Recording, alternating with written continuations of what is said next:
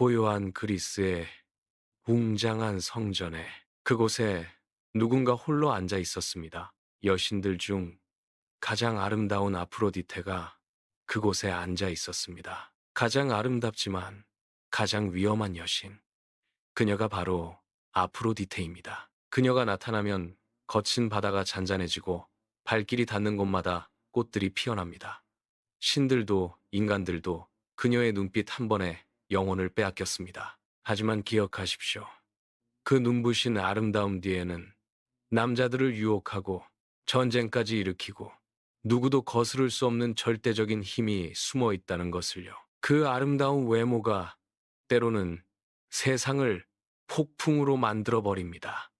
단지 여신의 존재 하나가 말입니다. 그리고 바다에서 그녀가 지나가는 곳마다 잔잔한 파도 위로 흰 거품이 일어나는 이유는 그녀가 그곳에서 태어난 여신이기 때문입니다. 아프로디테 그리스어로 풀어보면 거품에서 태어난 여신이라는 뜻입니다.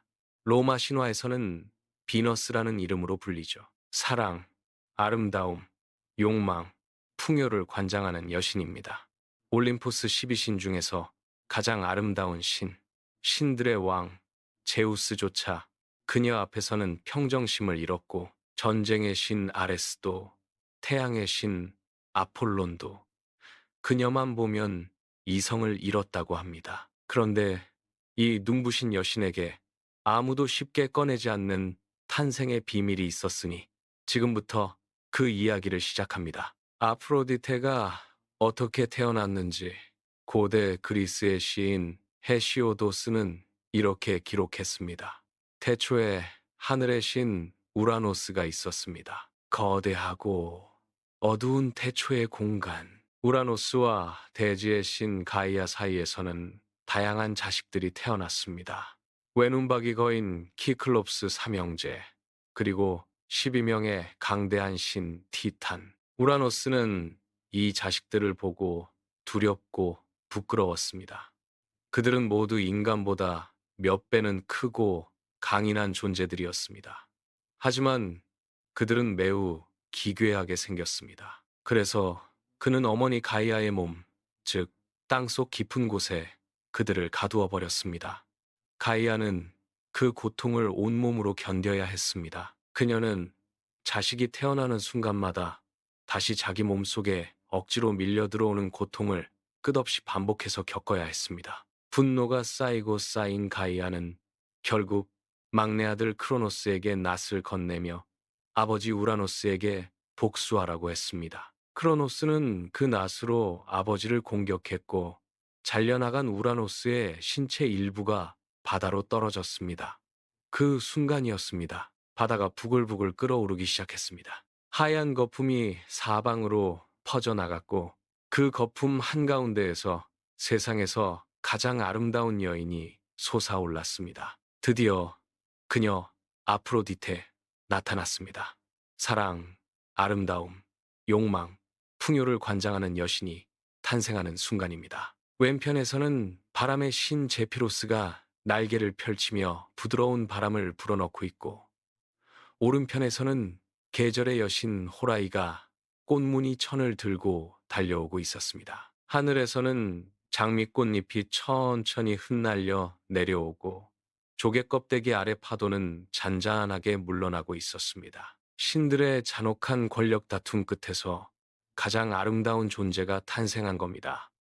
이것이 아이러니입니다. 아름다움이란 것이 언제나 아름다운 곳에서 태어나지 않는다는 것을 폭력과 피해 역사 끝에서 가장 눈부신 존재가 나왔습니다. 바다에서 태어난 아프로디테는 먼저 키프로스 섬에 도착했습니다. 그녀가 발을 내딛는 순간 메마른 땅에서 풀이 돋아나고 꽃이 피어났습니다.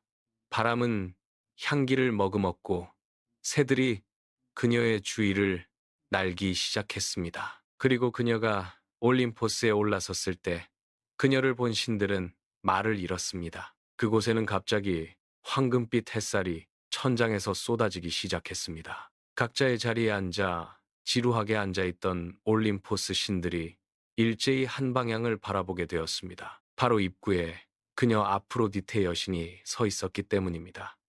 그녀의 자신의 아름다움을 마음껏 발산하고 있었습니다. 제우스는 옥좌에서 몸을 앞으로 기울이고 있었고, 포세이돈은 삼지창을 놓쳤으며, 아레스는 처음으로 전쟁 외의 것을 생각했습니다. 헤라는 팔짱을 낀 채 복잡한 심정이 들었습니다. 하지만 그 순간 헤라조차도 그녀의 미모를 인정했다고 합니다.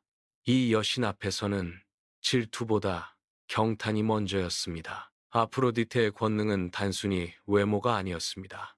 그녀는 에로스, 즉 사랑의 감정 자체를 다루는 신이었기 때문입니다. 그녀가 원하면 누구든 사랑에 빠지게 할 수 있었습니다. 하지만 아프로디테의 아름다움은 곧 문제가 되었습니다. 신들 모두가 그녀를 원했고, 자칫하면 그녀 때문에 올림포스에서 신들의 전쟁이 벌어질 판이었습니다. 제우스는 고민 끝에 결단을 내렸습니다. 가장 추하고 투박한 대장장이 신 헤파이스토스와 그녀를 결혼시킨 것입니다. 헤파이스토스는 불과 대장장이의 신입니다. 올림포스에서 가장 뛰어난 장인이며 신들의 무기와 궁전을 모두 그가 만들었습니다. 하지만 외모는 올림포스에서 가장 볼품 없었습니다. 올림포스 최고의 미녀와 가장 못생긴 신의 결혼. 헤파이스토스는 기뻤을 겁니다. 아프로디테는 어땠을까요? 역사는 말해줍니다. 사랑은 강제할 수 없다고. 결국 아프로디테의 마음은 전쟁의 신 아레스에게로 향했습니다. 아레스는 강하고 거칠고 위험했지만 그는 모든 면에서 매력적이었습니다. 헤파이스토스와는 정반대인 존재였습니다. 아프로디테는 헤파이스토스에게 끝내 마음을 열어주지 않았습니다. 아레스는 다정하고 사랑스러웠습니다. 그들 두 사람은 점점 사이에 애틋한 감정이 생기기 시작했습니다. 하지만 그 순간 멀리 어두운 구름 뒤에서 누군가 조용히 그들을 지켜보는 눈빛이 느껴졌습니다. 하늘 아래 비밀이 없다고 했던가요? 태양의 신 헬리오스가 하늘을 돌다가 두 사람의 장면을 목격하고 그것을 헤파이스토스에게 일러 바쳤습니다. 분노한 헤파이스토스는 조용히 복수를 준비했습니다. 그는 자신의 솜씨를 발휘해 눈에 보이지 않을 만큼 가늘고 촘촘한 황금 그물을 만들었습니다. 그리고 그 그물을 침대 위에 몰래 설치해 두었습니다. 그런 다음 아내에게 태연하게 말했습니다. 나는 잠시 렘노스 섬에 다녀오겠소. 아프로디테는 기다렸다는 듯 아레스를 불러들였습니다. 그 순간 황금 그물이 작동했습니다. 황금빛으로 빛나는 아주 가느다란 그물이 두 사람을 완전히 덮어버렸습니다. 아레스는 분노한 표정으로 그물을 뜯어내려 하고 있지만 꼼짝도 하지 않았습니다. 아프로디테는 굴욕과 당혹감으로 얼굴을 가렸습니다. 두 사람은 꼼짝없이 그물에 걸려 움직이지 못하게 되었습니다. 헤파이스토스는 올림포스의 신들을 모두 불러 이 장면을 구경시켰습니다. 올림포스 역사상 가장 민망한 순간이었습니다. 남신들은 웃음을 참지 못했고 여신들은 부끄러워 자리를 피했다고 합니다. 헤르메스는 농담까지 했습니다. 저 그물 속에 나도 한번 들어가고 싶다. 결국 포세이돈이 나서서 헤파이스토스를 달랬고 두 사람은 풀려났습니다. 그런데 여기서 놀라운 것은 아프로디테의 그 다음 행동입니다. 그녀는 부끄러워하기는커녕 키프로스 섬으로 유유히 떠났습니다. 그리고 아레스와의 관계는 계속되었습니다. 두 사람 사이에서는 자녀까지 태어났습니다. 공포의 신 포보스, 두려움의 신 데이모스, 그리고 화합의 여신 하르모니아. 사랑의 신과 전쟁의 신 사이에서 공포와 화합이 동시에 태어났다는 것. 어쩌면 신화가 우리에게 주는 가장 깊은 메시지일지도 모릅니다. 그녀의 이야기는 여기서 끝나지 않습니다. 어느 날 제우스가 아프로디테에게 벌을 내렸습니다. 아프로디테가 신들을 인간과 사랑에 빠지게 만드는 장난을 너무 자주 쳤기 때문입니다. 제우스는 이번엔 반대로 아프로디테 자신의 마음속에 인간 앙키세스를 향한 사랑을 심어 넣었습니다. 사랑의 여신이 사랑에 빠져버린 것입니다. 트로이 근처의 아름다운 목장에서 젊고 잘생긴 인간 앙키세스가 수금을 연주하며 앉아 있었습니다. 사랑에 빠진 아프로디테는 그를 찾아갔습니다. 그리고 그 앞에 평범한 여인의 모습으로 변장한 아프로디테가 서 있었습니다. 앙키세스는 그녀에게 눈을 떼지 못했습니다. 그녀에게 반하지 않는 남자는 없었으니까요. 앙키세스는 트로이의 왕족이었습니다.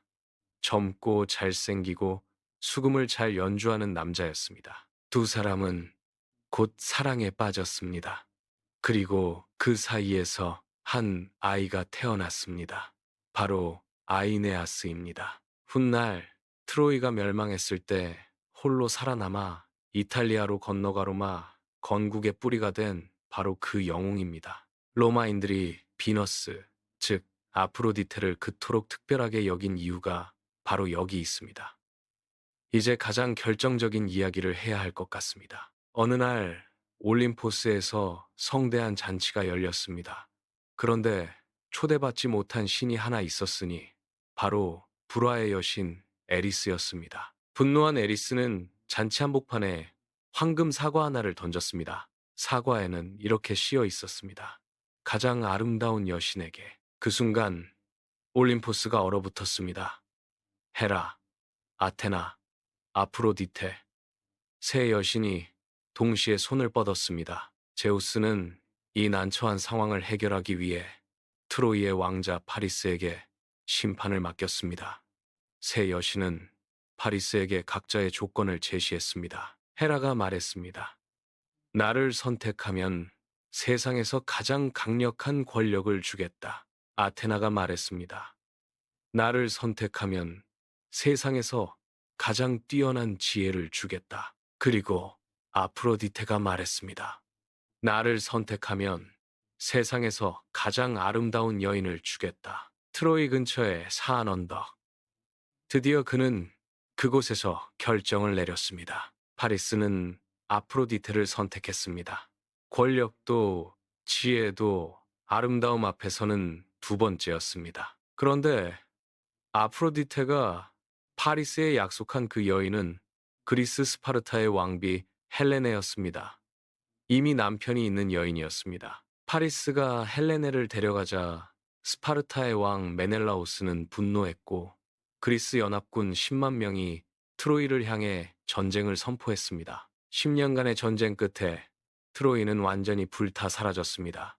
황금 사과 한 알에서 시작된 일이었습니다. 그런데 트로이 전쟁이 한창이던 어느 날, 그녀는 직접 전쟁터로 뛰어들었습니다. 자신의 아들 아이네아스가 전쟁터에서 쓰러지는 것을 보았기 때문입니다. 트로이 전쟁의 혼란스러운 전장. 먼지와 불꽃이 뒤섞인 하늘 아래 병사들이 뒤엉켜 싸우고 있었습니다. 그 한가운데 아프로디테가 서 있었습니다. 화려한 여신의 옷은 전쟁터와 극명하게 어울리지 않았습니다. 그녀는 쓰러진 아이네아스를 팔에 안았습니다. 그녀는 두려웠지만 물러서지 않았습니다. 신이 인간을 구하기 위해 죽음이 난무하는 전장 한복판으로 뛰어든 것입니다. 하지만 그리스의 영웅 디오메데스는 달랐습니다. 그에게는 아프로디테의 아름다움도 보이지 않았습니다. 그는 신도 두렵지 않았습니다. 디오메데스의 창이 아프로디테의 손목을 찔렀습니다.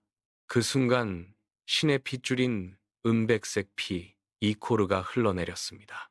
그녀는 아들을 내려놓고 올림포스로 도망쳤습니다. 올림포스로 돌아온 아프로디테, 그녀의 드레스에 한 자락이 찢겨 있었습니다. 제우스가 옥좌에서 내려와 그녀의 손을 잡아주었습니다. 제우스는 울고 있는 아프로디테를 보며 말했습니다. 사랑스러운 아이야, 전쟁은 네 몫이 아니란다. 혼인과 사랑이나 돌보거라. 아버지의 말이 위로인지 핀잔인지 알 수 없는 말이었습니다. 하지만 이 장면에서 우리는 아프로디테의 진짜 모습을 봅니다. 그녀는 상처를 입으면서도 아들을 지키러 갔습니다. 단순히 아름다운 여신이 아니라 사랑하는 존재를 위해 자신을 던질 수 있는 여신이었습니다. 아프로디테. 그녀는 멀리 있는 신이 아닙니다. 누군가를 보고 가슴이 두근거리는 그 순간, 거울 속 내 모습이 마음에 드는 그 찰나, 사랑하는 사람을 지키기 위해 무엇이든 할 수 있을 것 같은 그 감정, 그 모든 순간에 아프로디테는 우리 안에 살아 있습니다. 하지만 잊지 마십시오. 황금 사과 한 알이 트로이를 불태웠듯 과도한 욕망과 제어할 수 없는 질투는 우리 삶을 그렇게 태울 수도 있다는 것을. 아프로디테는 가장 아름다운 신이었지만 동시에 가장 위험한 신이기도 했습니다. 아프로디테는 단순히 예쁜 여신이 아니었습니다. 그녀는 거부할 수 없는 자연의 본능, 인간을 움직이는 가장 강력한 에너지인 사랑 그 자체였습니다. 오늘은 그리스 로마 신화 두 번째 이야기, 사랑과 미의 여신 아프로디테에 대한 이야기였습니다. 다음 편에서도 또 다른 신의 이야기로 돌아오겠습니다. 함께 해주셔서 고맙습니다. 구독, 좋아요 부탁드려요.